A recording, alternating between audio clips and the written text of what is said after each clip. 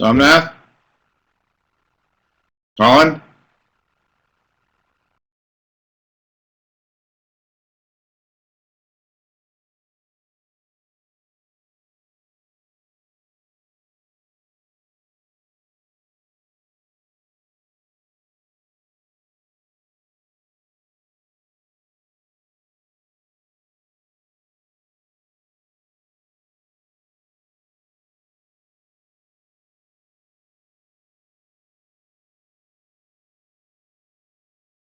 Can you hear me now? Can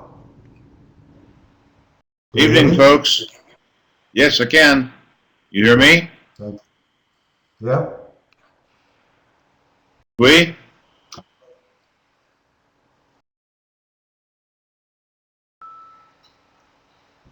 Colin?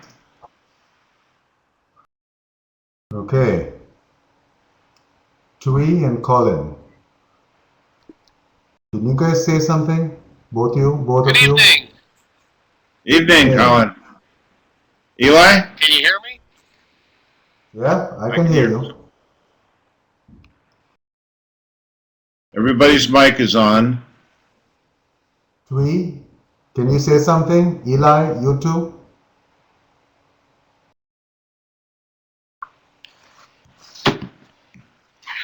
Hello, I'm here. Hi, Eli.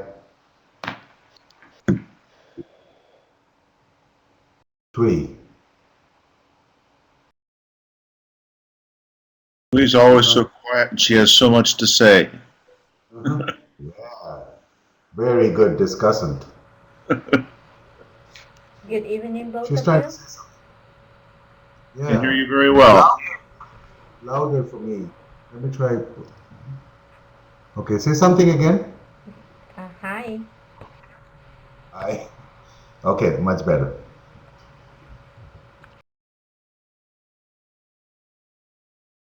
Where are you, Dick? I'm in West Palm Beach, Florida. Okay. I'm at the Sudden Money Conference where we just got done with some interesting exercises. I'm sure. Okay, as you can see, do you want to start? Let's give it a couple more minutes. I don't want to start before people expect to be started.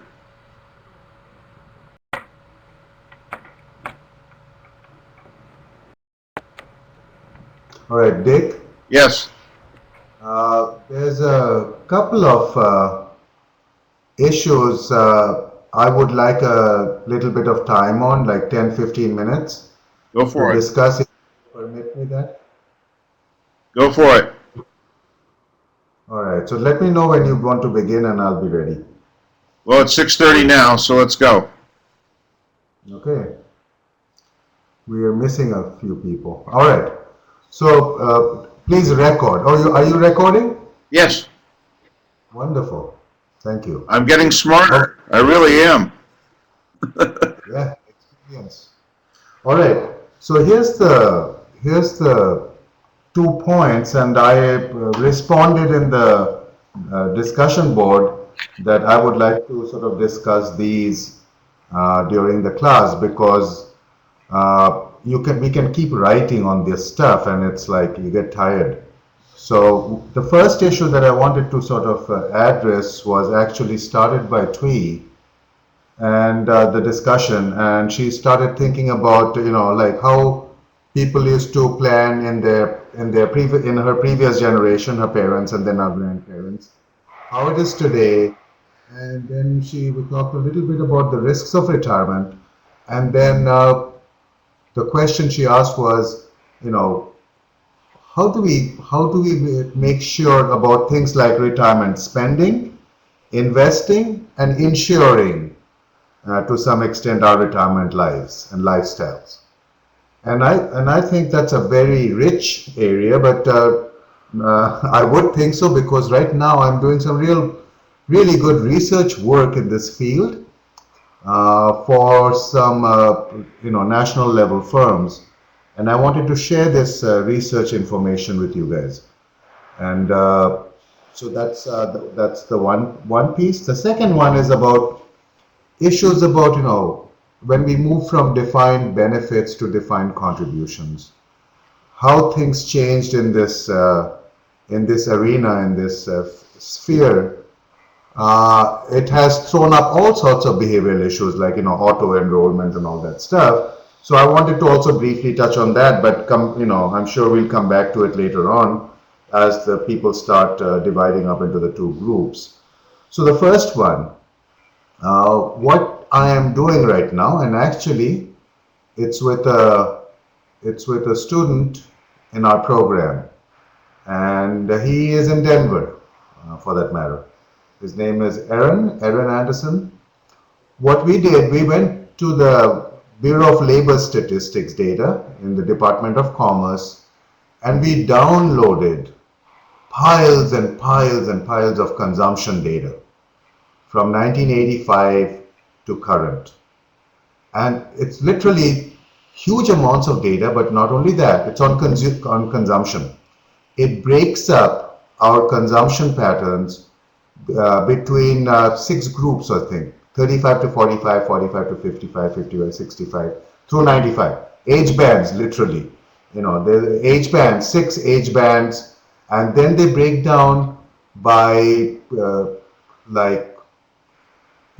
maybe 70, 80 categories of consumer expenditures or more. All sorts of food at home. It's got like 20 subcategories, food away from home. And it just goes on and on and on. And we have this from 1985 for all the age groups, for different income groups. So we can clearly see the pattern. So, what we are basically doing is pretty much mapping the financial lifestyles of Americans since 1985, looking at projections there too, and understanding how our lifestyles changed as we move from one phase of life to another. And in this case, these are 10-year buckets. And it's incredible. I mean, in real terms, we have increased consumption from 85 to 2010. 2009, it started going down, but we doubled our consumption from time 0 to 1985, and then 85 to 2010. And then amongst the older people, the retirement people, between 65 to 75, around 85 to 95. Like 85 to 95, about 40 to 45% of our monies are going into healthcare. Healthcare is inflating at the highest rate of 7 to 8%. Wow. And it's increasing more than any other rate. And it's getting more and more consumed as we are getting older. And what we are doing from this research is taking all these expenditure item by item, line by line, age group by age group, income group by income group, and breaking it down between essential and non-essential expenditures. Essentials are like healthcare, like you've read one of my postings on what's good health. Healthcare and stuff like that. Those are essentials for different age bands. And so to your next question, and actually to your next question and also to your third question, investment and insuring, what we are seeing is that the absolute need during retirement for some amount of a fixed income scheme, like Social Security is a fixed income scheme with an inflation rider. But we are seeing the absolute necessity of some kind of a fixed income scheme where the guarantee is the issue. How good is the guarantor? And we understand from Social Security that both Uncle Sam nor AIG, for that matter, can be very well trusted on this matter. So that's a different issue. But the issue is we need some kind of fixed check coming in every 2 weeks to your door, which is tied to your basic living, to your living expense, not basic living expenses, but to your essential expenses in retirement, lifestyle expenses, not living. Lifestyle, which includes healthcare, tax, everything. And that can be annuitized in a fixed annuitized manner. The rest of the stuff, the conveniences, so think of our needs, conveniences, and luxuries as our consumption mapping. So we cover our necessities by some fixed income scheme. Conveniences and luxuries need to go into the variable part. And that could be stock bond mixes, or if you are doing some other kind of stuff, variable annuities or some stuff like that, That's that section. If it underperforms, your conveniences and luxuries are given up. But you cannot mess up your essentials. And so there's a whole movement all across the country from the people who are selling product side. And I think it's a good movement from my point, because we would like to ensure to some extent our essential lifestyle costs. And that's something falling out of this research. I would welcome all of you, if you are interested, to join me. There's lots of work here and I'm looking for people to help me with this. So if you are interested in research publication, I'd be happy to work with you and so on. That's one. Second is the DB to DC transition that we are going through is throwing up the biggest problem. And I'm going to, Colin put up a very nice note, and I haven't responded to it because I have a cutout from LA Times that I want to scan and post instead, because it sort of succinctly addresses the same issues that Colin throws up, but going from defined benefits to defined contributions has been, in my opinion, has been a horrible thing. It's really hurt us to sort of put the onus of our retirement on ourselves when most of us are totally unqualified to even manage our cash mattress. It's that bad in the sense of ignorance, like the Madoffs or the Ponzi's. They're totally incompetent, but they utilize their ethics, and you can't do that. Not in this, because there's too many people who can be exploited in this manner, and it's hurting us. So what I've seen, one thing I want to say, in my work with PIMCO in their DC group, which is huge, by the way, they're like a couple of $100 billion or something, just the DC group.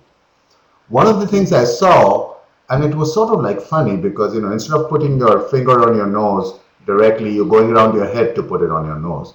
But this is what's happening in the DC world. And again, answering that first question, is that their attempt was try to accumulate from the time someone enters employment to the end, whatever the stuff may be in the middle. And actually I'll put some papers that I had worked with them on. But their attempt was to see that if you entered at 625, can you accumulate enough by the time you retire, say at 65, so that you can annuitize your savings to cover 60% of your retirement needs, lifetime needs. All right. So that's pretty much going around to see making a DC plan, a DB plan. And they wanted to assure that. That's the kind of way they're looking at it. They wanted to assure that. And the thing is, then they said, all right, 25% may come from Social Security and the rest the private pensions and stuff like that. And that's going back to the same thing, is like, converting a DC to a DB plan. But if you leave it to people, you see the mess. I mean, we'll come to it, if you start reading all the articles at the top, you'll see like auto enrollment, smart plans. Look at the work by Taylor and Bernard Z. And all the issues of behavior in retirement are staggering, absolutely staggering. And the DC plan has made it a lot more difficult for us. So your job in counseling your clients is very clear cut. It's both competence and ethics. And in this case, as you see from us, competence includes having some understanding of psychology and counseling. If you see speculative behavior, gambling behavior, you should be able to refer to a counselor. But if we see these intense emotions and biases, disrupting our work, our ability to do good work can be disrupted because of our clients' needs, which could be ill-founded.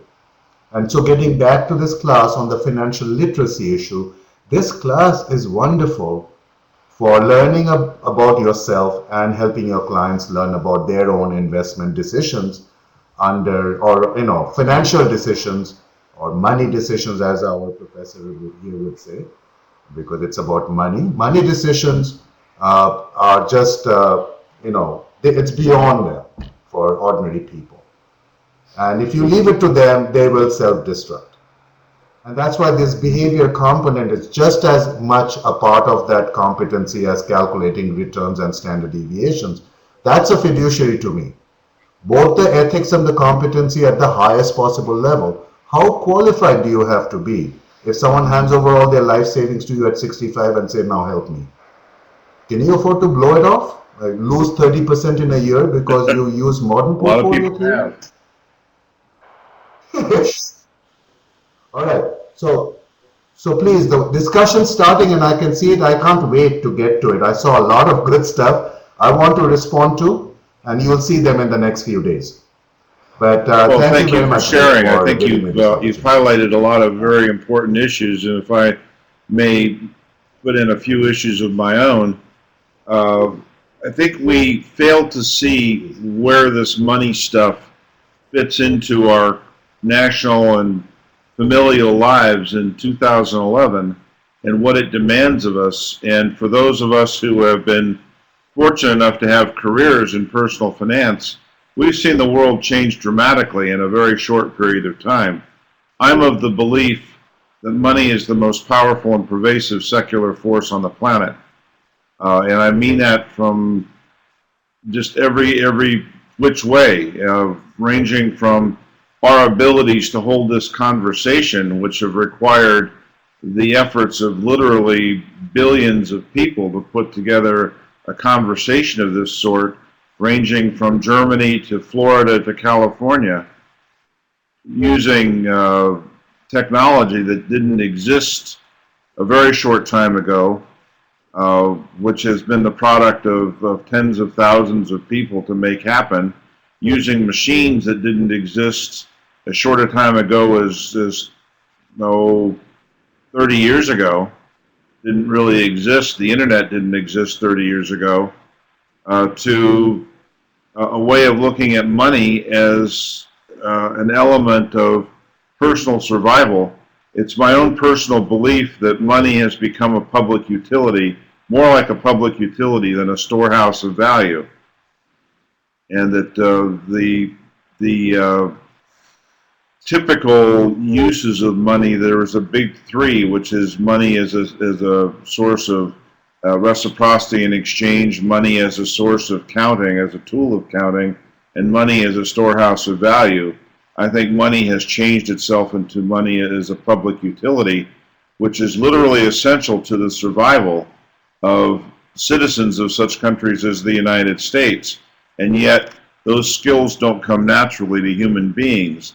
So when we talk about behavioral finance, we're talking about behaviors in response to very, very intense, intimate issues in ways that didn't exist a very short time ago. Our parents can't necessarily teach us what money requires in 2011, and we can't necessarily teach our children. Twee, I was intrigued by your bracketing of defined benefit and defined in personal benefit plans. My mother is the beneficiary of a defined benefit plan.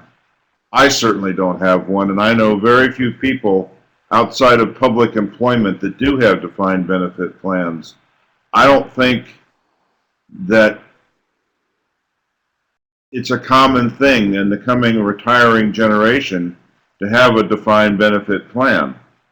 So this whole business of being personally responsible for your funding is one that's alive and well in the American culture right now, and it's part of what's at stake as we look at the Occupy movement on the so-called left and the Tea Party movement on the so-called right. I guess I'm of the belief that Occupy and Tea Party have more in common than they have apart in terms of what of the issues they're attempting to highlight.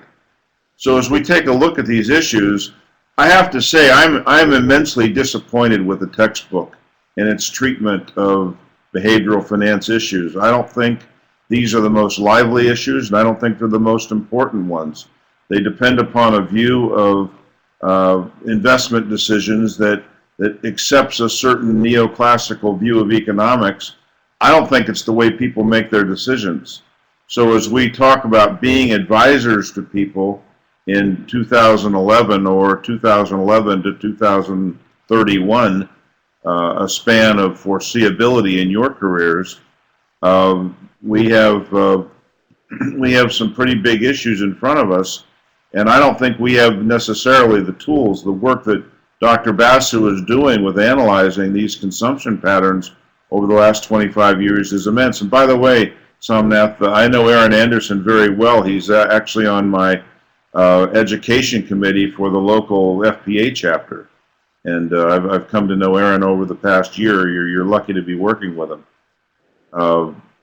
But I think our conversation can take a look at what is in front of us as a country, as in terms of how we do fund our retirements, and what happens if we're wrong. Because I have been foreseeing some real dangers on the horizon for a very long time. The first book I read on aging, I read in 1990, called The Age Wave, and it predicted everything that's happening now. It was all actuarially foreseeable, and yet we managed to go the last 21 years ignoring it. How did we do that? And who dropped the ball? Who has failed to see what was being demanded of American culture for most of its citizens over the last quarter century? Anybody want to talk to some of these issues?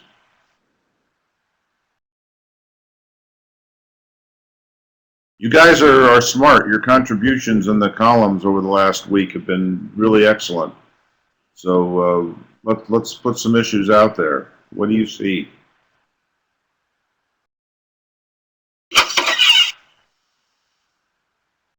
Chad? I'll let that time gain work for us here. You know, I would say that just taking what you've stated, that what did you say? It was approximately 20 years ago that you read this book? Right. Age Wave. The guy's still around that wrote that, and I don't think much has changed. Not knowing what it's about, I think we've already talked about how difficult it is for people to plan beyond the here and now. When you're talking on a societal level and you're anticipating, movements to happen, how do I want to say it, from a governmental aspect for taking care of its society, they can't live beyond the here and now either. So I'm not sure how I want to put it into words, but it's difficult for people to plan beyond tomorrow. It's twice as difficult for the politicians to plan beyond the here and now. Colin? Yeah, I think Chad's on the right track there. I mean, we talked about how most people, if not, I guess probably the majority, just about all, are hyperbolic discounters.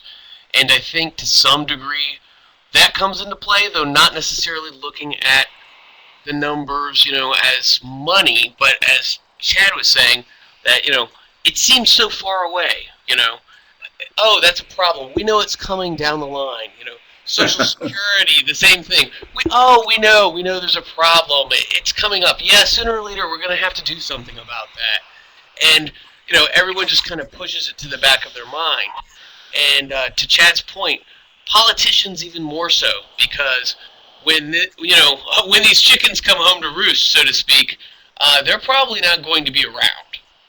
So, they're more, unfortunately, it seems like, especially these days, they're more interested in, the next election, and that's really all they're pandering to. And it's our fault, shame on us as voters, for allowing them to kind of only allow us to pay attention to that, and and our own brains, our own behavior, for really focusing on the here and now and not doing more of that planning and thinking about our own futures. What would it take to allow us to think in some of these terms? How could we put it into perspective? And I'm going to suggest, as one operating principle, the notion that money has changed, continues to mutate, but it's changed dramatically since World War II. And the truth is, most folks really don't know much about how money got here. What is it? How does it work? How does it in fact get here? How do we create money? And what are the alternatives?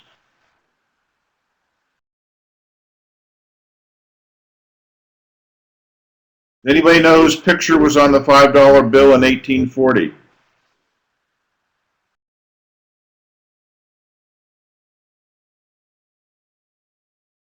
Would it surprise you to know it's a trick question? There was no $5 bill in 1840.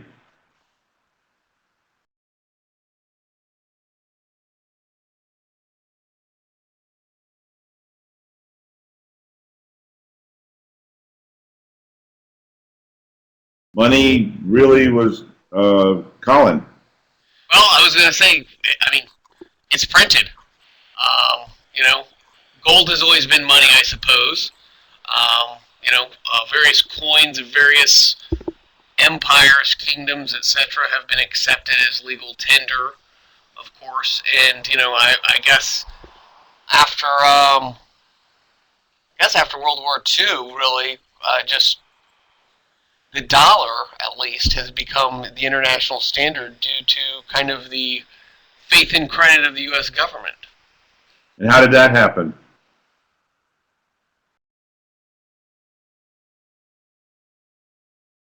See, I think some of these, we have... Go ahead.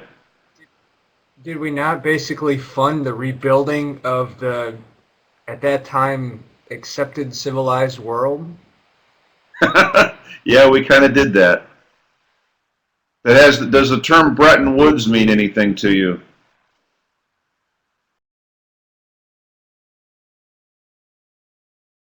Anybody here of Bretton Woods? Somnath. Somnath? Moment, yeah. You're on. Okay. So Bretton Woods, Bretton Woods modern history of finance. It was to correct the mismanagement of peace that occurred from the Treaty of Versailles, resulting in the second hyperinflation in Germany and Second World War, Hitler. So when they met in 1944 in Bretton Woods, New Hampshire, the same three in Versailles, the victors of World War II, USA, UK, and France, got together to set some world monetary standards. And amongst the notables were the formation of two institutions, the World Bank and the IMF, and the establishment of the gold standard as a standard, which remained till it became the dollar standard in the early 60s,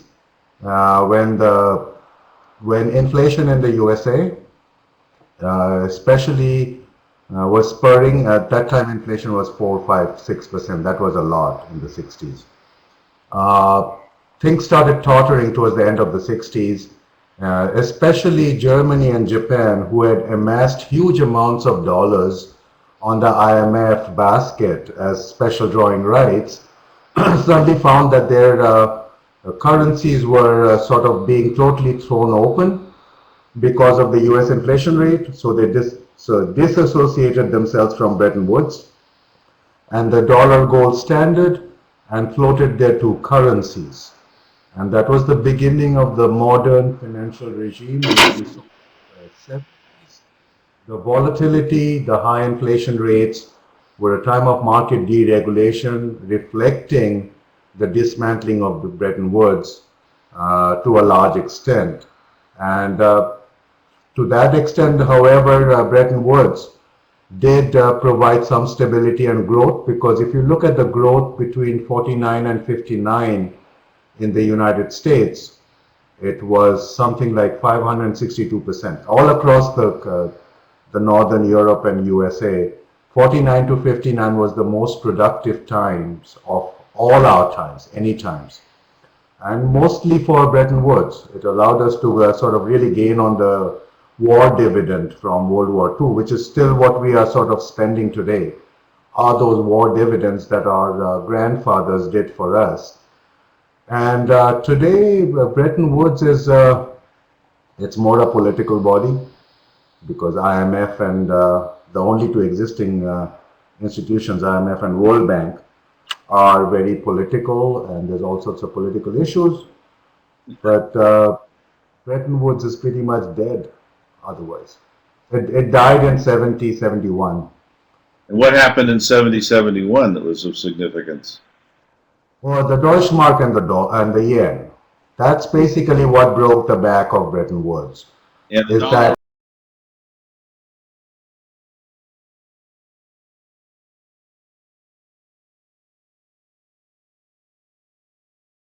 either had to sell dollars or buy dollars to raise or lower your currency's value, but the dollar was changing with its inflation rate, which had nothing to do with the inflation rates in Germany and Japan. That was causing them to hoard a lot of dollars, which were now falling quickly in value, and so their Deutschmark and yen was falling in value a lot. So they said, "Heck, no, we can't do this. We're going to get away from this," and that was the beginning of the end of Bretton Woods. And we had But the oil crisis come into play in the mid 70s, and we had the baby boomers come of age at that point in time, and we had super high hyperinflation of as high as 17, 18, 19%. When I came into financial planning in 1982, we could have assumed interest rates on our life insurance illustrations of 12%, which I got to tell you makes a life insurance illustration look mighty tasty, accumulating tax-free. Oh, wait.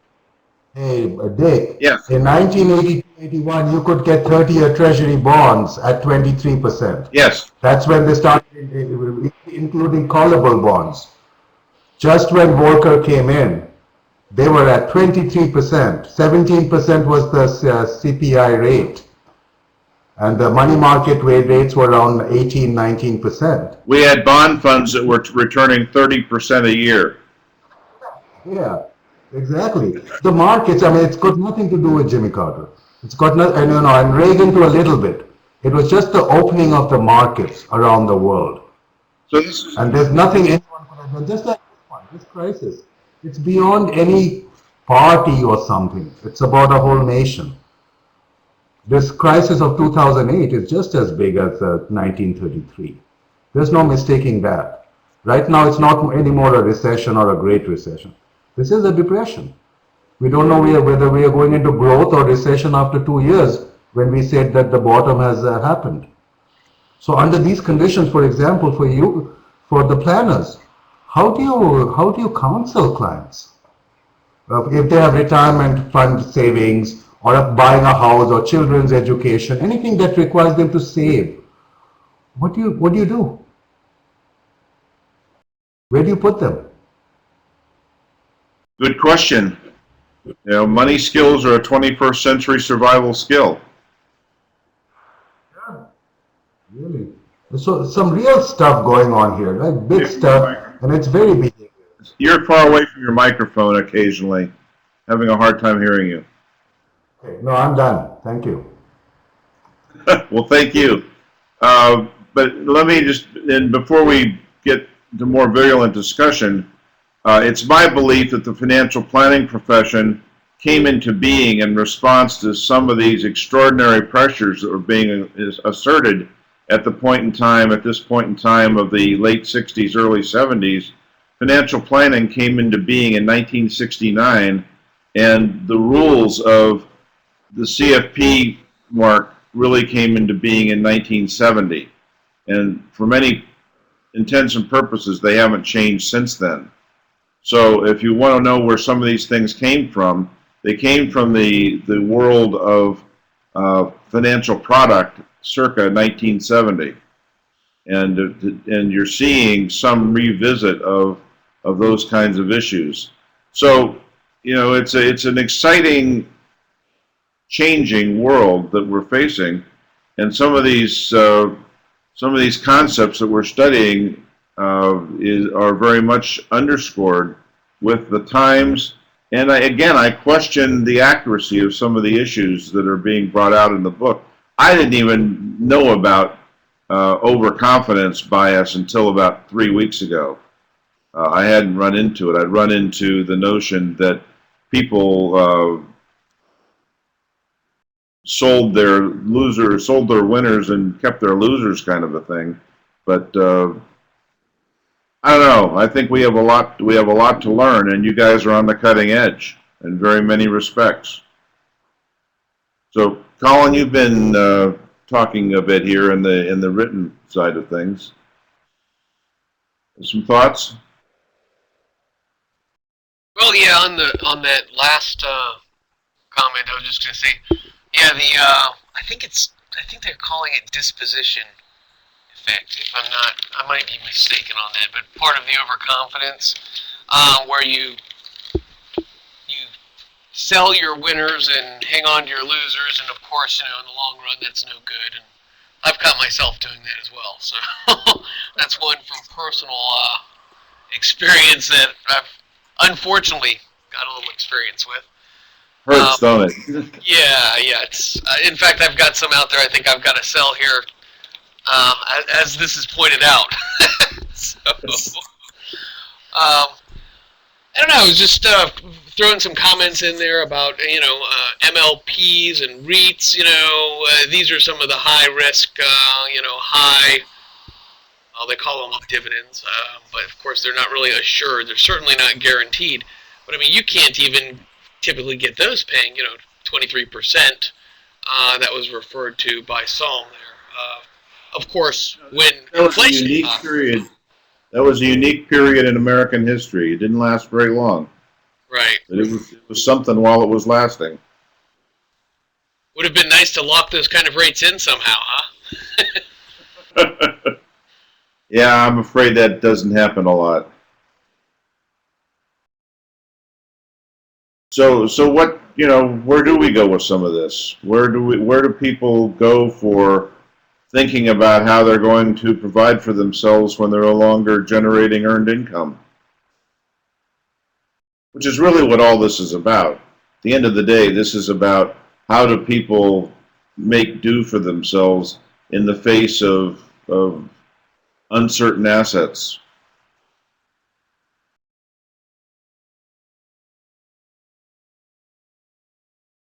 If I Eli? may, yeah, I was going to say, from what I can tell right now, they're not.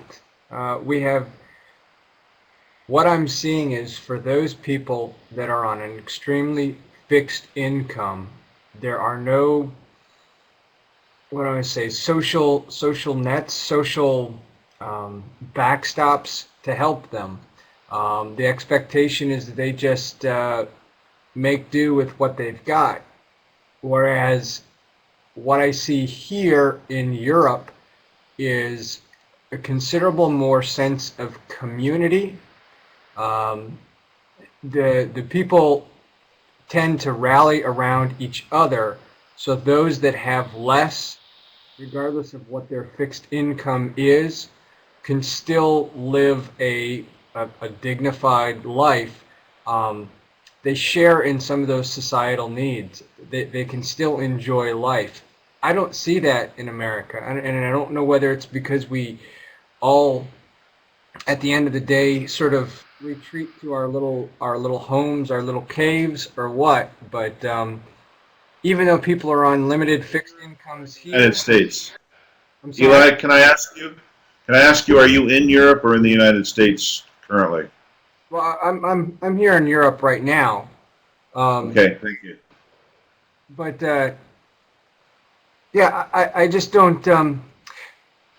What I see here in Europe, specifically here in Germany, is that when people don't have a ton of money, they can still fall back on society to get them through. I don't see that in the U.S. I see that missing substantially. Chad, what do you have to add to that? I'm sorry, that was me. I'm sorry. I Oh. apologize. You might have had Eli mixed up with me. I did, indeed. Eli, your thoughts? Yeah, on Chad's point, I would say we are less of the government uh, community and more of the private community, where a lot of charity work is done in the United States. In the United States, we give more money to charity than any other country, and many countries put together. So you see through religious organizations, the LDS Church, for example, where they take donations from anyone, including their members, and give them 100% of those donations to things like the Haiti disaster or water wells in Africa, the Catholic Church, things like that. They have home bases where they do the same thing in communities. So it's not necessarily that we don't care. We definitely do. We just do it in a different way. What I originally wanted to bring up was I work in special education, and what I see out of special education is similar to people in their retirement, where if you have a disabled child, your child has a limited future as far as earnings go. So they have to be set up just like your retirement has to be set up, so that when they get older and the parents are no longer there to take care of them, they need a retirement as well. I mean, they get Social Security and stuff like that, but that's not enough to, say, be placed in a home or have some sort of care. So I see in my profession a lot parents not taking that into consideration the same way people don't take retirement into consideration. And what I would attribute to that in some part is that we have become more of a spectator than a participator, where you can see people, especially the younger people, playing video games, not participating in sports anymore, watching football instead of going out and playing football, playing fantasy football, for heaven's sakes. So you see a lot of people watching the Kardashians and knowing what the Kardashians are up to, but not knowing what their money is up to. So I'd say maybe what we have is a little bit more of a spectator style than a participation style going on, and that I think has some grave consequences.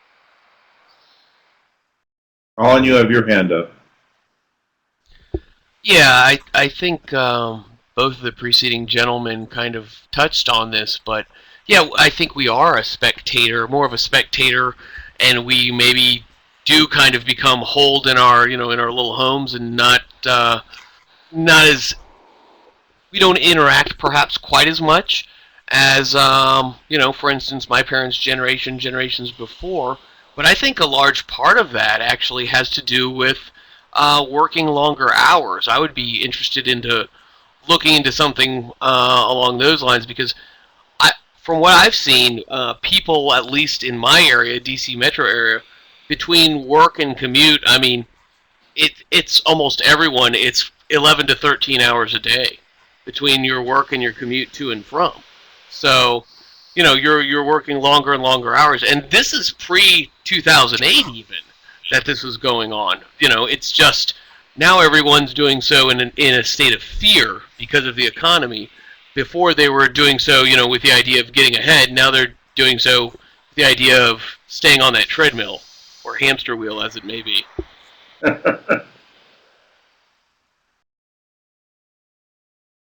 You haven't said much, and I'm going to gather that you come from an ethnic community, so I'm wondering if you have something special to contribute from that perspective. Well, this is what I do every day. I meet with my client and prospect, and I'm very lucky that I work in Silicon Valley, that where there's a lot of money.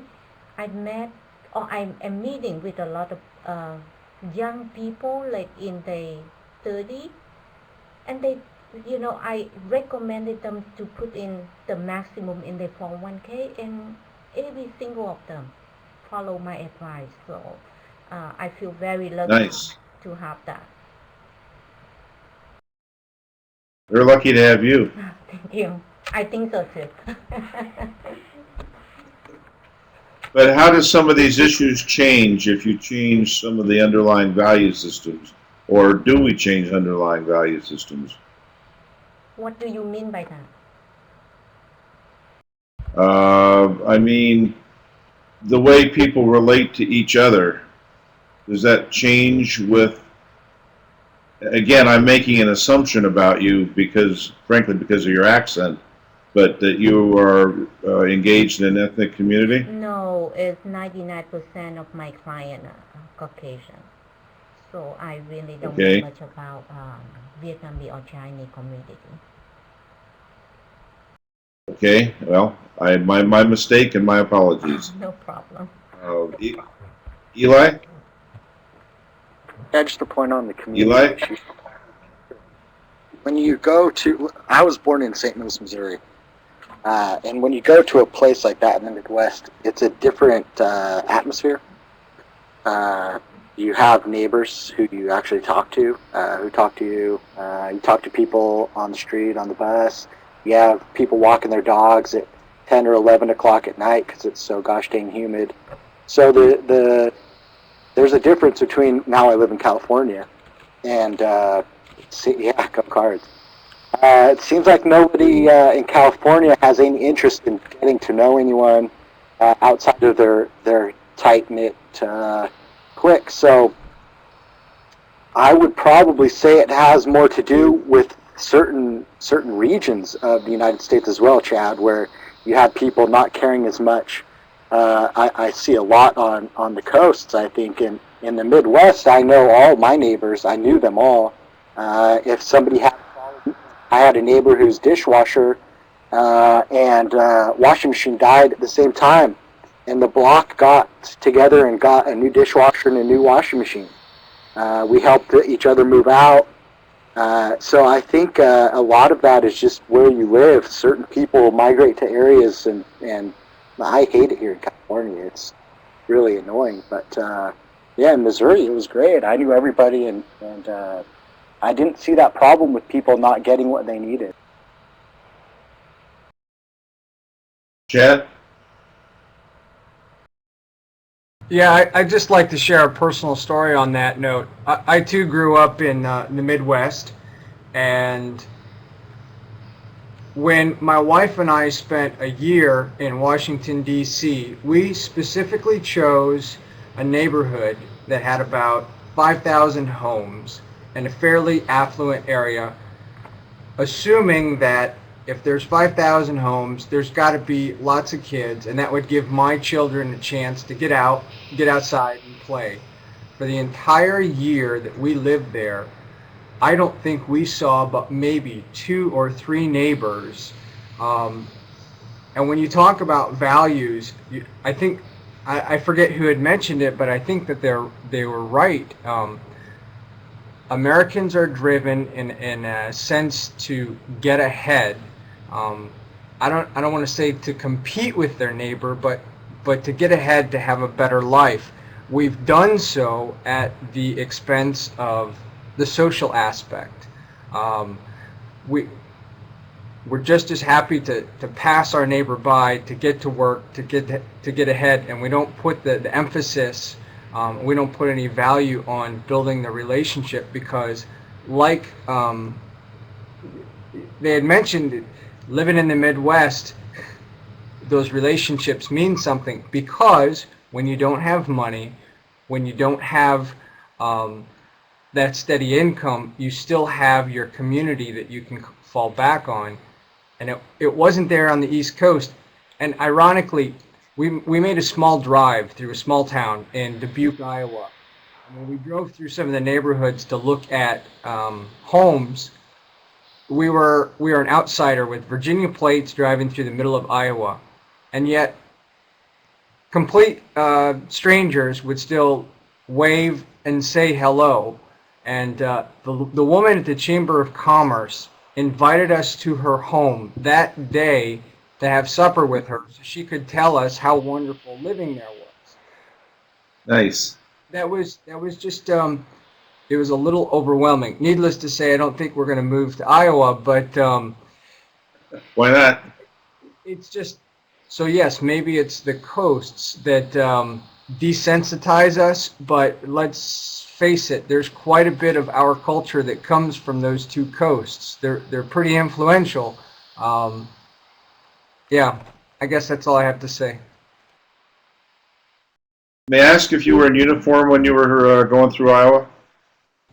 No, we were not. I thought that might change the dynamic a little. Kind of good to know. No, I was not in uniform, and actually, the reason that we had considered Iowa is because Iowa took the time to look at the fact that they did not have a military base anywhere nearby, and so they were trying to incentivize military retirees moving there. They did so by offering a $5,000 credit to purchasing a home and a credit to no property taxes, which was pretty overwhelming. They've since rescinded that offer, not surprisingly, but yeah, it was a pretty big plus. So as you look at some of these issues, may I ask how many of you are thinking about going into financial planning for your careers? I know we've talked about this a little bit, but I have a mind like a steel sieve and I've forgotten your answers.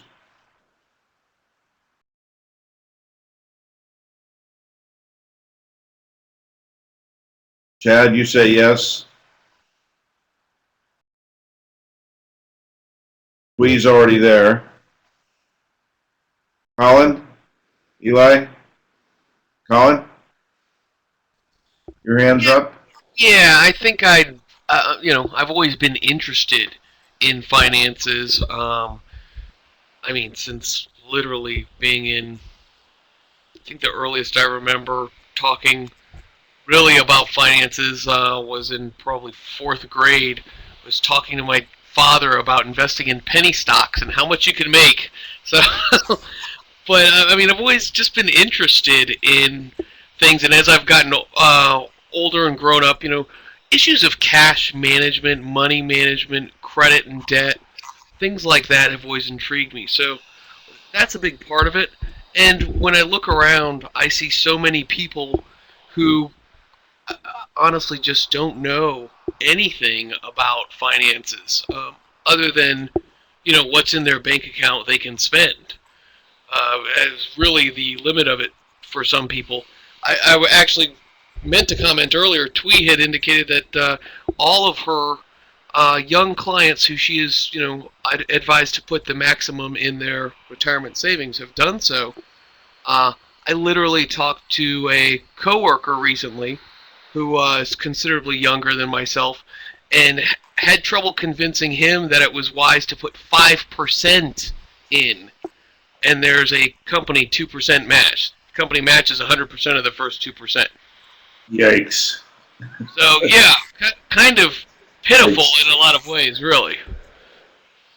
So I mean, that's the ignorance I kind of would like to fight and show people, how it really makes a difference. And the papers we've been reading here and some of the research talking about this dread risk, it makes it occur to me that back when at least when I was learning to drive, they showed you these movies to kind of scare you into driving safely, right? We need something like that, I think, for retirement, savings. Something to really bring it home right in front of somebody, kind of to that limbic system that, look, this is what you could be facing if you don't, if you do not do something about this now. You need to take action now. And it seems, is really one of the big keys. Nobody wants to take action now. Everyone wants to put it off till tomorrow. Well, it's very, very hard to anticipate the future and its requirements. I've got a friend who's involved in a service to provide financial advice to the middle class on an affordable basis. And their conclusion after 6 or 7 years of attempting to do this work is that people have essentially no ability to anticipate what the future will require without the help of an advisor. You can be as educated as you want to be, but the fact of the matter is that to take that education and turn that into action for the future is difficult. That you have to have somebody help you put that into context and help you make a decision. And then you get into some of those issues that we have looked at in prior weeks of putting money aside and appreciating that it's there. The people don't tend to take money out of savings except for emergencies, but wow, it's a difficult thing to get them to put money away and to sacrifice for today. You all probably don't remember the Popeye cartoons with the character Wimpy, but I'll gladly pay you 25 cents next week for a hamburger today is an attitude that has been with human beings for a very long time. And for the most part, that was circumscribed by mortality. The difference in 2011 is that mortality has been expanded to 85, 90, 20 to 30 to 40 years worth of life on unearned income. And that's a whole different deal. Again, the nature of money has changed dramatically. And I would encourage you to take some of these, to look at some of these history issues, go back and read the crash of 1907 and see what happened when the dollar almost bought it and was rescued by J.P. Morgan and the New York City bankers in 1907, or take a look at A Nation of Counterfeiters, which talks about how the banks were the ones issuing $5 bills in 1840, and they were subject to easy counterfeiting and some real strange kinds of different currencies. But to look at the monster from Jekyll Island, which talks about the creature from Jekyll Island, which talks about how the Federal Reserve System was put together. It's very difficult to understand how to manipulate some of these things around money without understanding the history of how some of it was put together. And I will suggest that some of this history is every bit as important as the psychological aspects in terms of understanding what's going on with human beings right now. That's not to diminish. I am a huge proponent of understanding the psychology of money, and I think that it's important that we do so. But I think we need to understand it in terms of historical context. Colin, you have some thoughts about the Federal Reserve. Yeah, just commenting. You see a lot of people with all the quantitative easing, the between 0 and a quarter point short-term rates, the possibility of an Operation Twist. You see a lot of kind of noise out there in the financial media, as well as now in the political realm, and talking about the Federal Reserve and their realm and their kind of role, and what exactly the part is that they play in regards to the economy, the monetary system, and even some people are the Treasury. So I'd be interested in what both you and some have to say about that. I mean, there are people saying hoard your gold and the dollar will be worthless because of all this money printing, and others saying, well, hang on, everything's going to be fine, and every, of course, opinion in between. Sam, you had your hand up. You have some thoughts? Yeah, can you hear me? I can. Okay. There are two discussions here.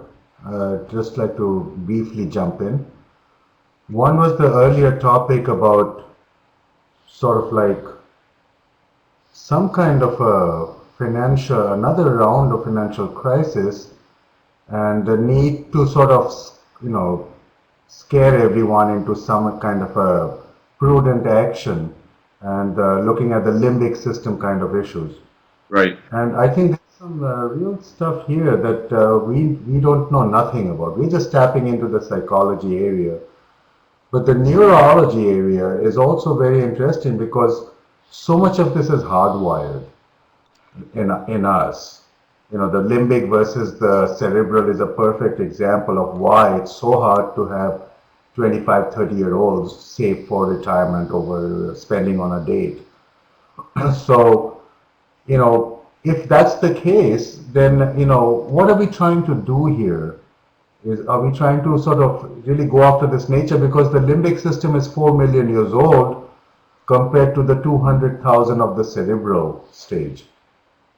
And if there's a conflict in the solution to any decision, and usually the decisions for the limbic are, unexpected dangers. Uncertainties are short term, dread is longer term, and it's that fight or flight kind of thing. And but whenever the limbic system's involved and there's a conflict in the two solutions between the two, the limbic will always win. So 25-year-olds do not see retirement as a danger because it's so far out in the future. It's not in the antennas. Whereas the rational cerebral mind, to it, it is. But in the conflict, the limbic is overpowering. And this is sort of getting prolonged because we find 55-year-olds now or 60-year-olds with 160,000 in their 401k accounts, spending $60,000, who will probably take a lump sum and then go and buy a Cadillac. That's the disaster facing us. If you look at the boomer stuff, that's one. The second is the issue of gold, and I'm going to post a link very soon in this chat space. But I have in the same issue that Dick has the financial advisor article, or it's November for Dick, but I write every even month. And October is all about gold and the index of fear and why the dollars lost its glitter as a safe haven.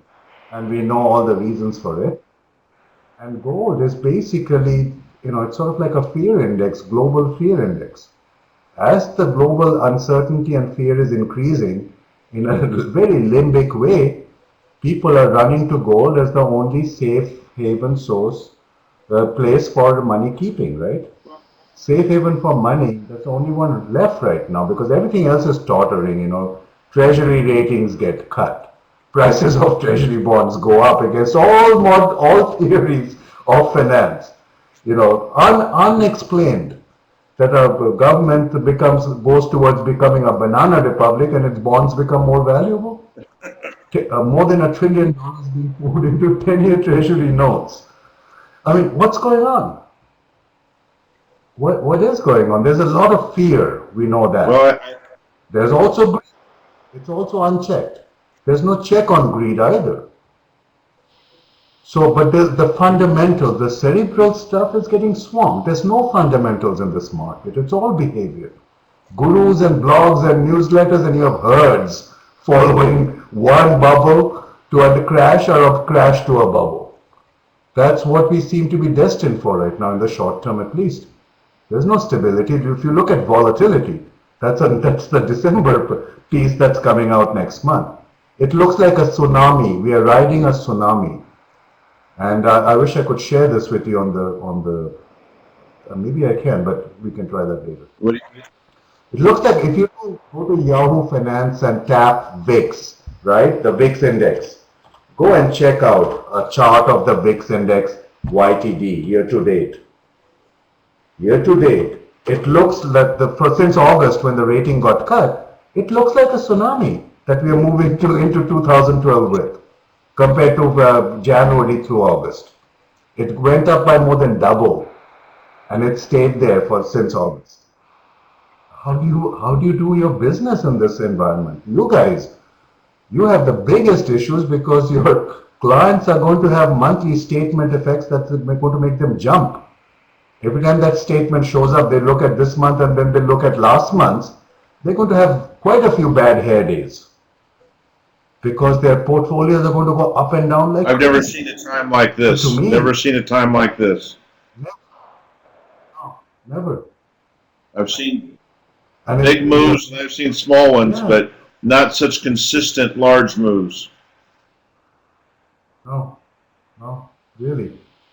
Well, I'll go and get the chart, please. Thank you. Thank you. And again, I think this is why it's important. I mean, what are we asking of each other in this process? And is money continuing to change its nature?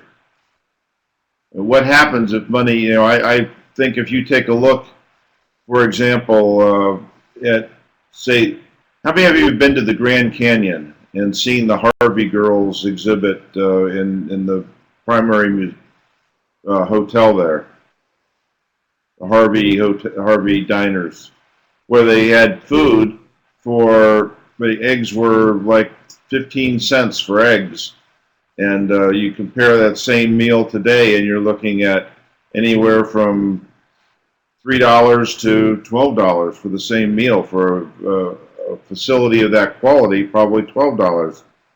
And that's inflation, and that's what's happened in the last 80 years or so. And is that a permanent part of our financing? And how do we help people make that adjustment?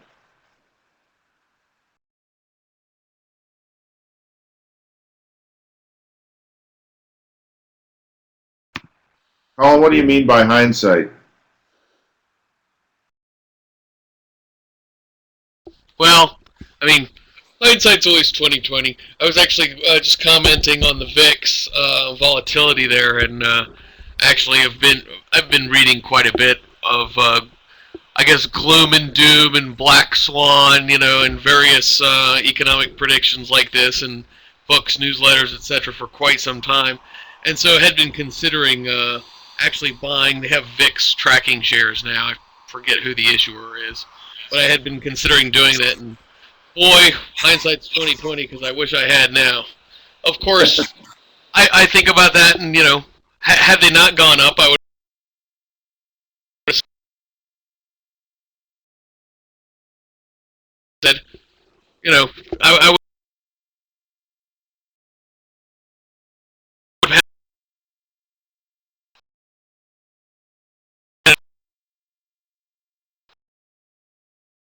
an entirely different reaction. So, it all kind of goes back to these a lot of these behavioral biases that we all. We all show them personally You're sporadic as well in terms as of being heard on a right now, by the macro way. basis. So, just wanted to comment on that a little. Thanks. So what do we make of all this? If we have a whole lot of us that are either part of the profession now or going to be a part of the profession for our professional lives, I'm going to ask you to go back and repeat what your last minute was, Colin. Colin?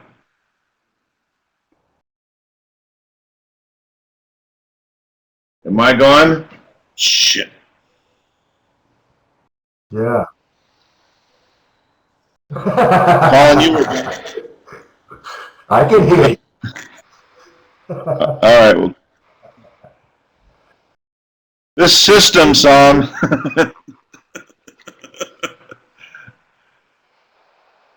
What are you laughing at? Colin, could you repeat that last minute? Because it sounded really wise, and I want to hear it, and I couldn't hear a word of it.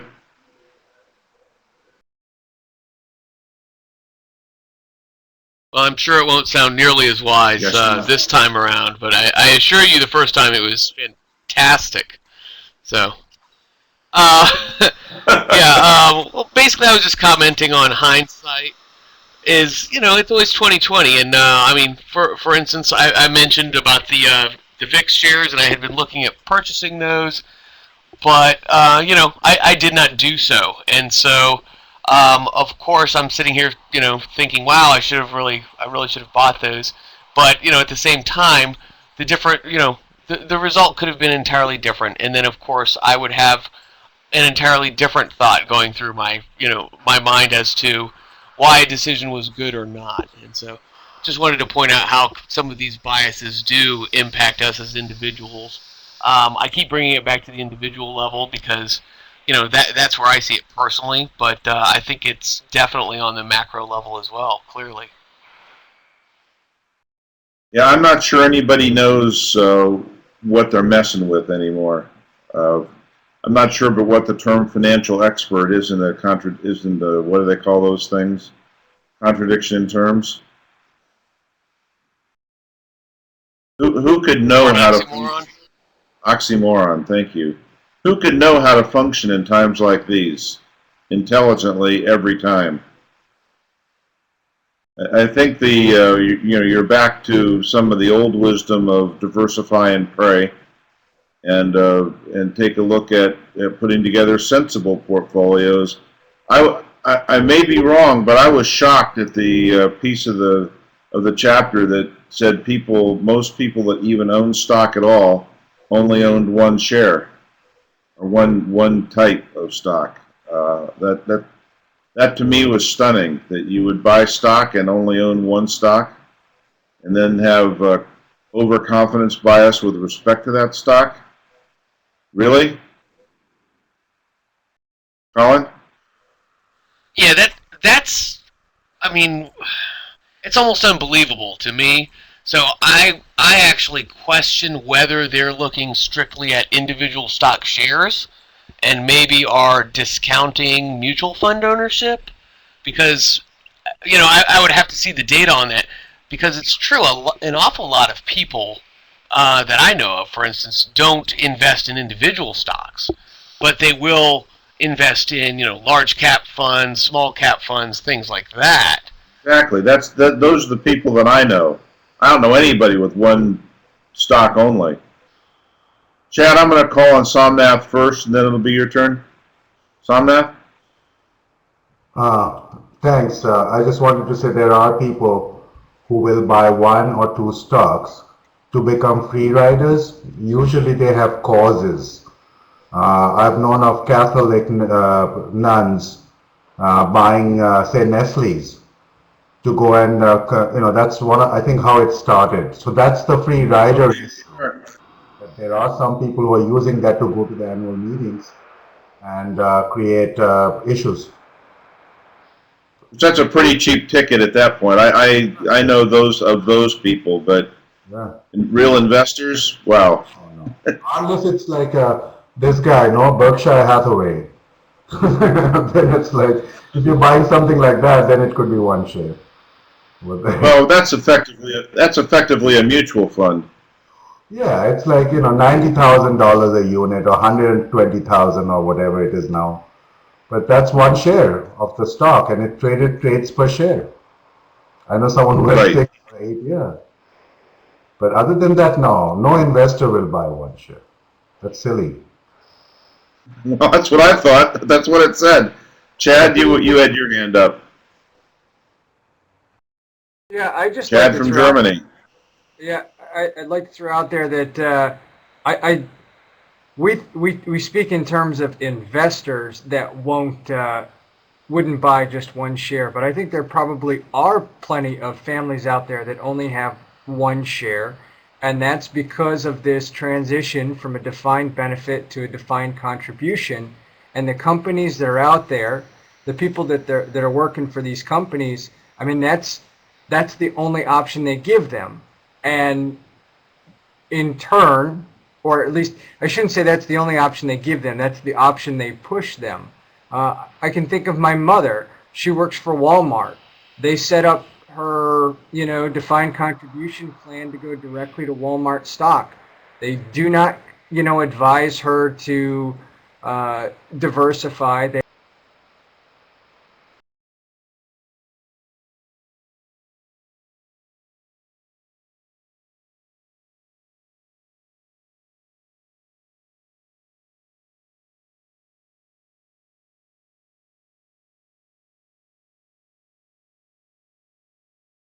Scary. Okay.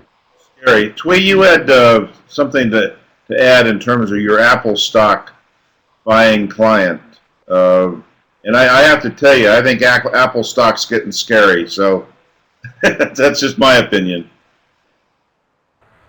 The largest company on the planet, that strikes me as strange. Bigger than Exxon, strange. Yeah, and he got it through the company after 20 some year accumulation after 20 some years.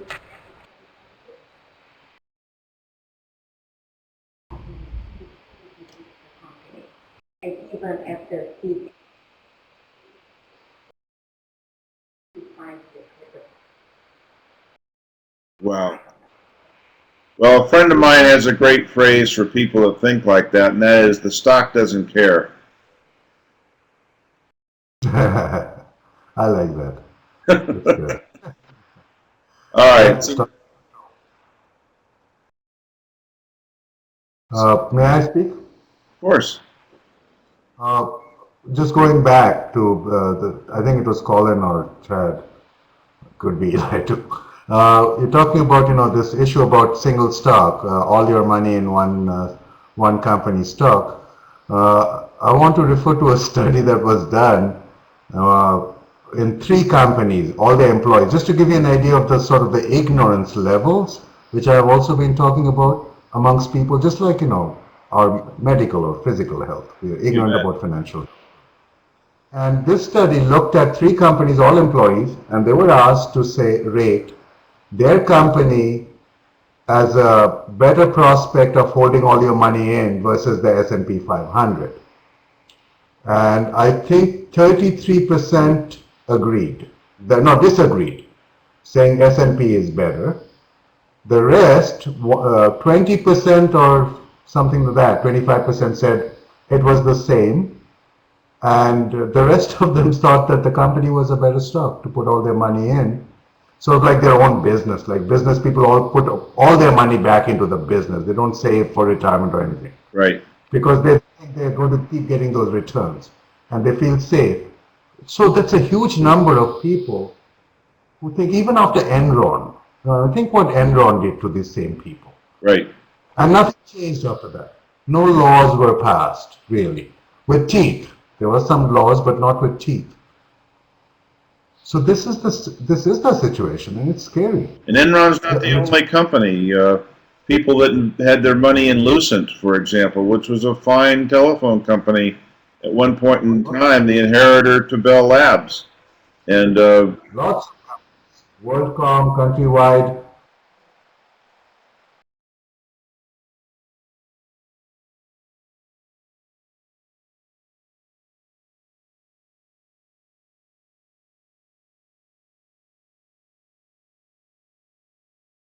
and is that a public issue? The other, is that a public policy issue? Or 100 years ago, if your crops failed and you didn't have any other provisions, you died.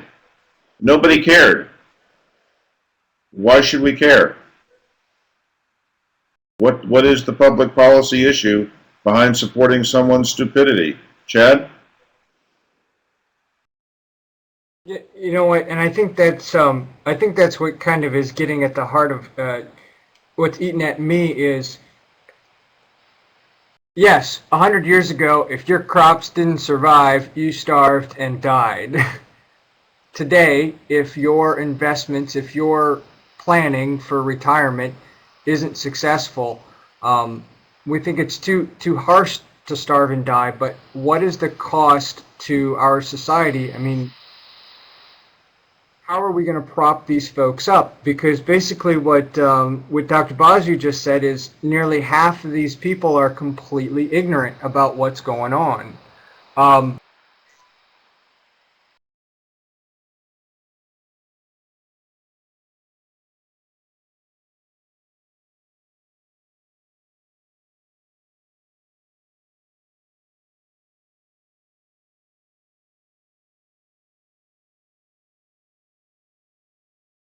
Right, but I still think that financial planners can deliver the message consistently that financial sophistication is a 21st century survival skill. And that I don't think we should be patient with people in terms of the message. I don't know where compassion takes us in terms of other issues, but I know it doesn't take us to telling people it's okay. It doesn't. We have to tell people they're messing around with their literal ability to survive. I would agree with that, but at the end, you're still selling a product. I mean, there's a... So? If you're saying that you have to tell people that they're messing around, that they're screwing up. If you say that too loudly, you're going to drive folks away rather than draw them in. That's if you're in the sales business. If you're in the advice business and you happen to make some of your income selling, I think it's a different... Again, read my article in the newest Financial Advisor. It's about this issue of who do you work for? Do you work for the company or do you work for the client? To whom does the financial planner owe a primary duty? What's the point of the financial planning profession? What's the mission? I guess And the only thing I would say in response to that, though, is you can't give, yes, it's a very serious matter, but I don't think that you can give two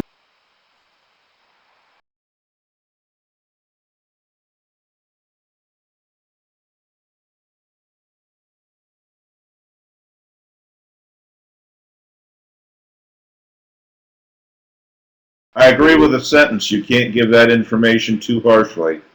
Question is where you put the emphasis. I mean, I don't have an answer. Obviously, this is one of those Socratic kind of questions. What do we do with that information?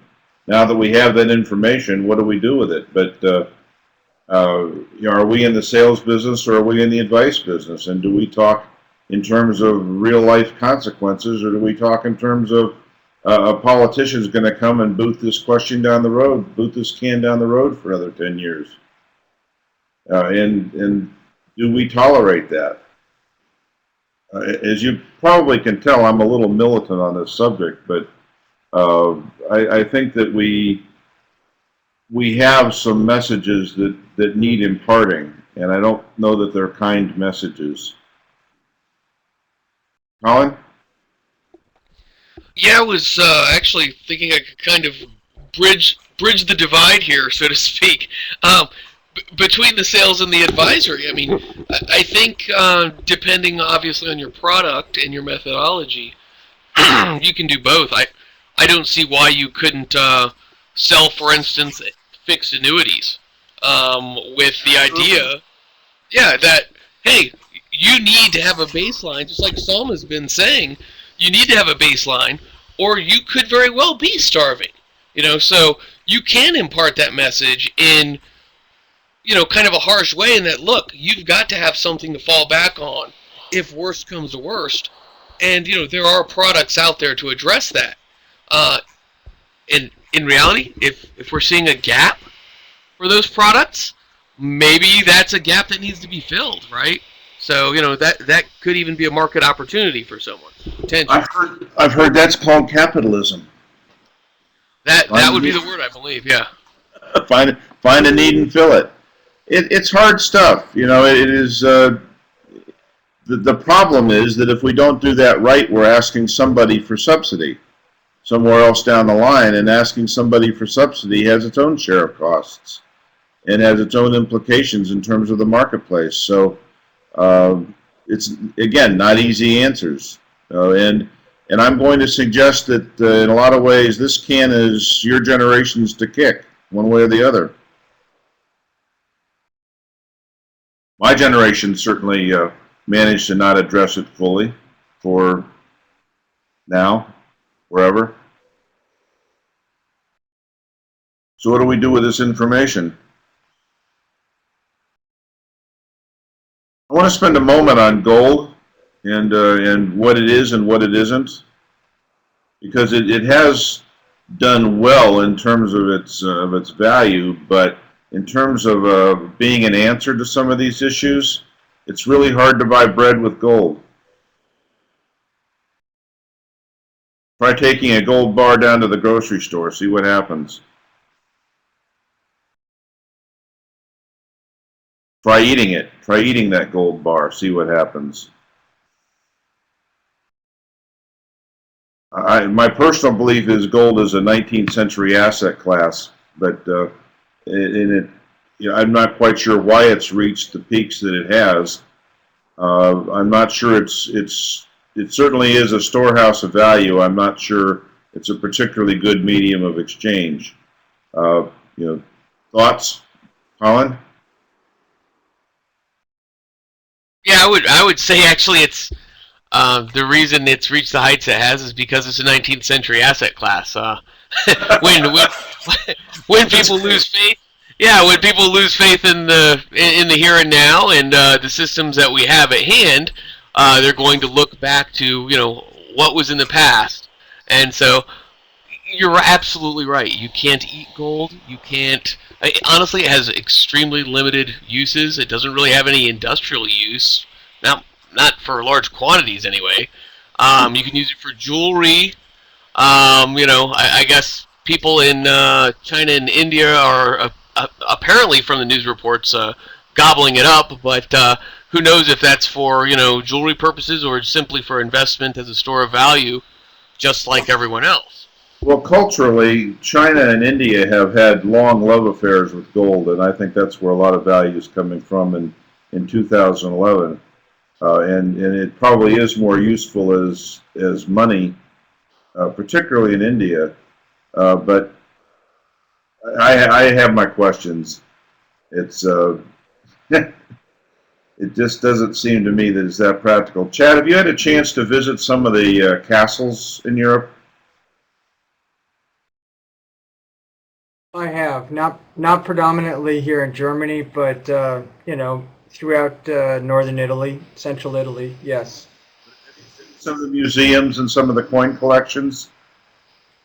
Actually, You taking a look at those? there was a Have you noticed it? there's a history now that there's no increased security regarding that. Here here in Berlin, just outside of Berlin, is the Sanssouci, which was their, I don't know, retirement getaway home, all of 25-30 minutes away, and everything there is gilded, but I haven't seen increased security for it yet. Interesting. Have you looked at some of the coin collections, though, that were several hundred years, for coins that are several hundred years old or more? Yes, there was a great coin collection in one of the history museums there in Venice. You know what I'm getting at? I'm getting at the cutting of the coins and how they were shaved, and people tried to, for a long time, even you would think gold would be secure, but they still shaved the coins. And the phrase "throwing good money after bad" came from watching those coins be shaved.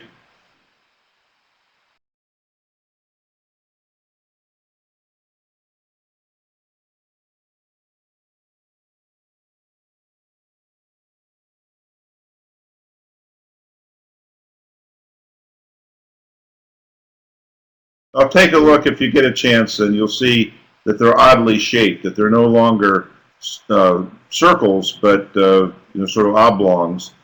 And the reason we have ridges in dimes and quarters is to keep them from being shaved. So even precious metals can be messed with. Colin?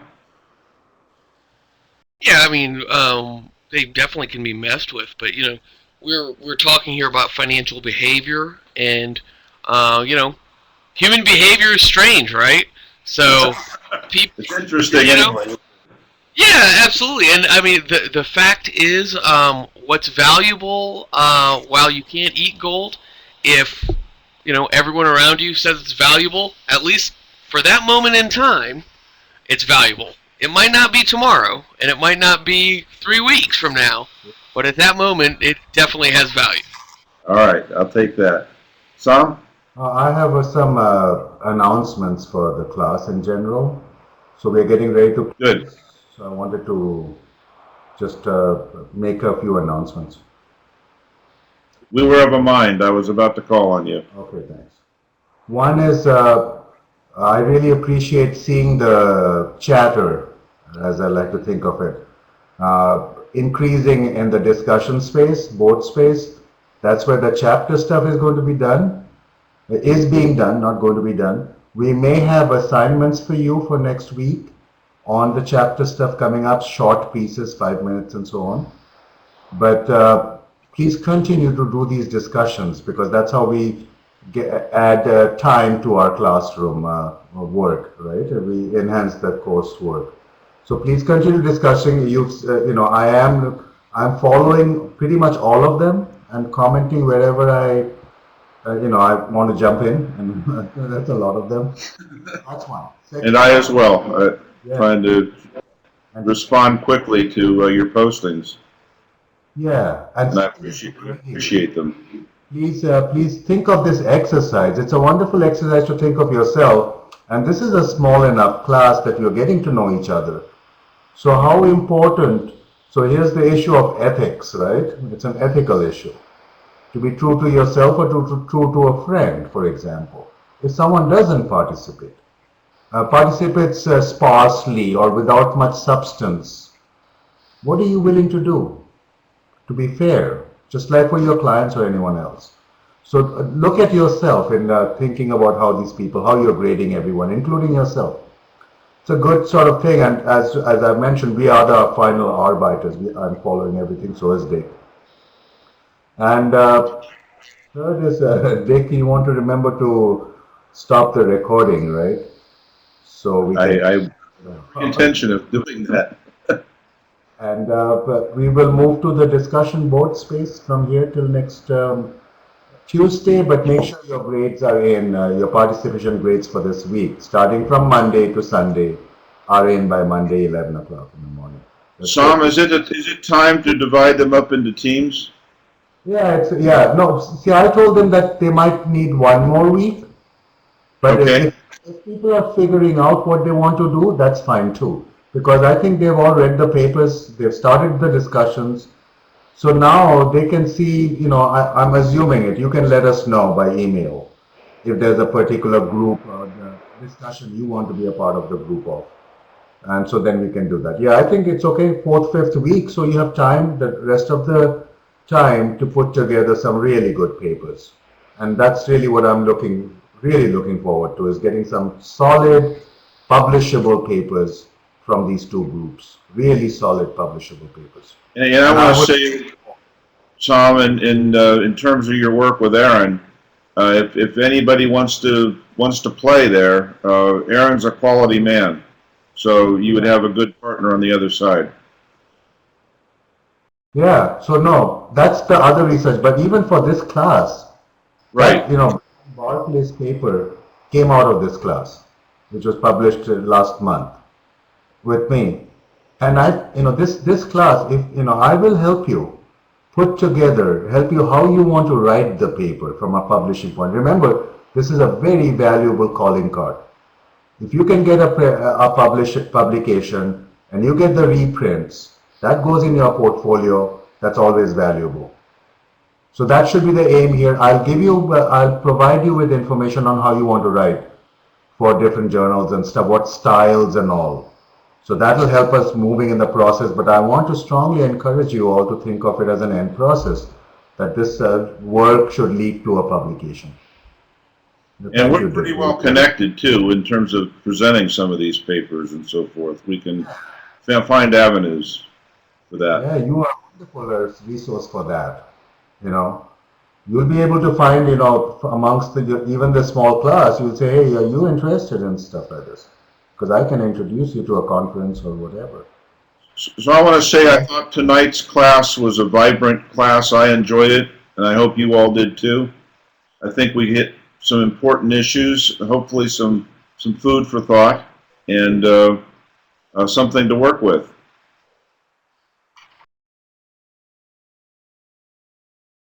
So I'll see you next week. And meantime, let's use these channels for communication.